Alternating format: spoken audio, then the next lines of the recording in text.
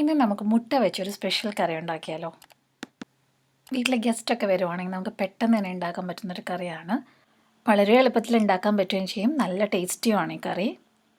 ഇത് ചപ്പാത്തിക്കും ദോശയ്ക്കും ഒക്കെ നല്ലൊരു കോമ്പിനേഷനാണ്. അപ്പോൾ ഇതെങ്ങനെയാണ് ഉണ്ടാക്കുന്നതെന്ന് നമുക്ക് നോക്കാം. ഇതിന് വേണ്ടിയിട്ട് ഞാൻ എടുത്തേക്കുന്നത് ഇവിടെ 3 സവോളയാണ്. ഇടത്തരം സവോളയാണ്. അതുപോലെ തന്നെ 5 തക്കാളി ഞാനിവിടെ എടുത്തിട്ടുണ്ട്. ഇത് ചെറിയ തക്കാളിയാണ്, അതുകൊണ്ടാണ് 5 എടുത്തേക്കുന്നത്. വലുതാണെങ്കിൽ 3 മതിയാവും. 2 പച്ചമുളക് എടുത്തിട്ടുണ്ട്. ഒരു കഷ്ണം ഇഞ്ചി, 5 മുട്ട വെച്ചിട്ടാണ് ഞാൻ ഉണ്ടാക്കുന്നത്. നമുക്ക് ആദ്യം തന്നെ ഈ സവോളയും ഇഞ്ചിയും പച്ചമുളകും നല്ല ചെറുതായിട്ട് അരിഞ്ഞെടുക്കാം. കനം കുറച്ച് ചെറുതായിട്ട് അരിഞ്ഞെടുക്കണം. അതുപോലെ തന്നെ ഈ തക്കാളി ഒരു പേസ്റ്റ് ആക്കി എടുക്കാം. മിക്സിയിലൊന്ന് അടിച്ചെടുത്ത് നല്ല പേസ്റ്റ് ആക്കി എടുക്കണം. ഞാൻ ഇവിടെ എല്ലാം റെഡിയാക്കി വെച്ചിട്ടുണ്ട്. ഇനി നമുക്ക് പെട്ടെന്ന് കുക്ക് ചെയ്യാം. പാൻ ചൂടായതിന് ശേഷം അതിലേക്ക് 1 ടീസ്പൂൺ എണ്ണ ഒഴിച്ച് കൊടുക്കാം. ഞാൻ സൺഫ്ലവർ ഓയിലാണ് ഉപയോഗിച്ചിരിക്കുന്നത്. വെളിച്ചെണ്ണ ആയാലും മതിയാവും. ഇതിലേക്ക് നമുക്ക് എണ്ണ ചൂടാകുമ്പം 1 സ്പൂൺ കടുക് ഇട്ട് കൊടുക്കാം. കടുക് പൊട്ടി വരുമ്പോൾ ഇതിനകത്തേക്ക് നമുക്ക് വറ്റൽമുളക് ഇട്ട് കൊടുക്കാം. കറിവേപ്പില ഉണ്ടെങ്കിൽ ആഡ് ചെയ്ത് കൊടുക്കാം. ഇനി ഇതിലേക്ക് നമുക്ക് പച്ചമുളകും ഇഞ്ചിയും കൂടി ആഡ് ചെയ്ത് കൊടുക്കാം. അതിനുശേഷം ഇതിലേക്ക് ചെറുതായിട്ട് അരിഞ്ഞു വെച്ചിരിക്കുന്ന സവോളയും കൂടി ആഡ് ചെയ്ത് കൊടുക്കാം. ഇതിലേക്ക് ഒരു 1/2 ടീസ്പൂൺ ഉപ്പ് ആഡ് ചെയ്ത് കൊടുക്കാം. നല്ലോണം ഒന്ന് ഇളക്കിയിട്ട് നമുക്കിതൊന്ന് മൂടി വെച്ച് വേവിക്കാം. ഏകദേശം ഒരു 5 മിനിറ്റ് മൂടി വെച്ച് വേവിക്കാം. ഫ്ലെയിം മീഡിയം അല്ലെങ്കിൽ ലോ ആയിരിക്കണം എന്ന് പ്രത്യേകം ശ്രദ്ധിക്കണം. ഇപ്പോൾ സവോള ഒരു ലൈറ്റ് ബ്രൗൺ കളർ ആയിട്ടുണ്ട്. നമുക്കിതിനകത്തേക്ക് നമ്മളുടെ ടൊമാറ്റോ പേസ്റ്റ് ആഡ് ചെയ്ത് കൊടുക്കാം. നമ്മൾ തക്കാളി ഇങ്ങനെ പേസ്റ്റാക്കി എടുത്താലുള്ള ഗുണം എന്താണെന്ന് വെച്ചാൽ നല്ല തിക്ക് ഗ്രേവി ആയിട്ട് കിട്ടും നമുക്ക്.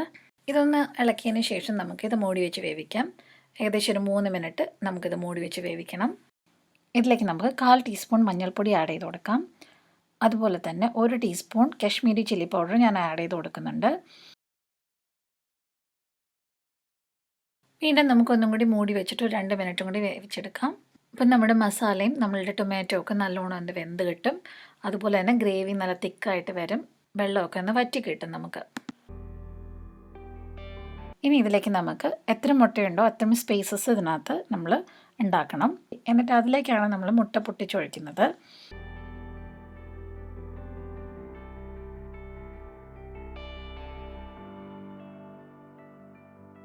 ഇതുപോലെ ഓരോ മുട്ടയും നമ്മളിതിലേക്ക് പൊട്ടിച്ചൊഴിച്ച് കൊടുക്കാം.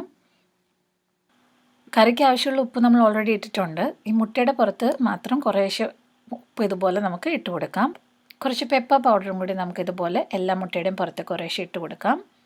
എന്നിട്ട് നമുക്കിതൊന്ന് അടച്ചു വെച്ച് വേവിക്കണം. ഒരു 2 മിനിറ്റും കൂടി ഇത് അടച്ചു വെച്ച് വേവിക്കാം.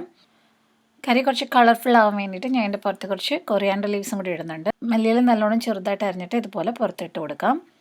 എന്നിട്ട് 1 മിനിറ്റും കൂടി നമുക്കിത് അടച്ചു വെച്ച് വേവിക്കാം. നമ്മുടെ കറി റെഡി ആയിട്ടുണ്ട്.